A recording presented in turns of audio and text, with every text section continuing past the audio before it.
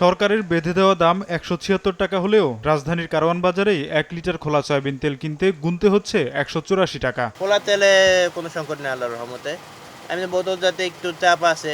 আমার এখানে প্রতিদিন চাহিদা আছে 20 কার্টন 25 কার্টন, সেই জায়গায় যদি আমি 1 কার্টন পাই তাহলে আমি চলতে পারবো। মানুষ এখন ওই হাহাকার দেখে একটু বেশি পরিমাণ নেয়, যেমন যার দরকার 10 লিটার হেনায় 20 লিটার, যার দরকার 5 লিটার হেনায় 10 লিটার। তবে তীব্র সরবরাহ সংকটে পড়া ভোজ্য তেলের বাজারে বোতলজাত সয়াবিন তেল সরকার নির্ধারিত দামে বিক্রি হলেও বিক্রেতারা অন্য পণ্য কিনতে বাধ্য করছেন এমন অভিযোগ ক্রেতাদের। তবে এজন্য ডিলার ও কোম্পানির মালিকদের দায়ী করছেন বিক্রেতারা। কোম্পানি আমাদেরকে বলে যে আমার সয়াবিন তেল নিতে হলে 5 লিটার সরিষার তেল 1 কার্টন নিতে হবে, আর 1 কার্টন নিলেই 1 পিস 5 লিটার নিতে হবে। চাহিদা অনুপাতে তেল একটু পাওয়া যাচ্ছে কম, মানে রিফ্রেশিং করতে একটু সময় লাগতেছে কোম্পানি বলতেছে।